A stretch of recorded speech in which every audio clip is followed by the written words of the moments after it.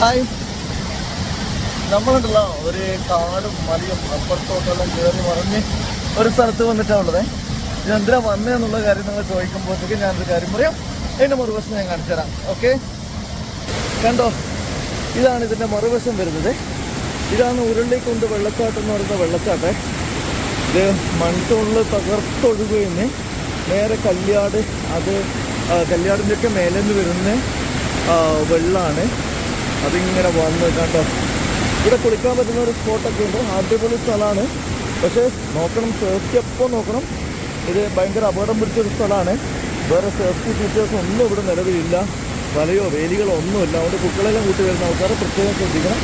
അതങ്ങനെ വന്ന് അങ്ങനെ ഒഴുകി ഒഴുകി ഒഴുകി ഒഴുകി ഒഴുകി അങ്ങനെ താഴേക്ക് അങ്ങ് പോയിരുന്നത്.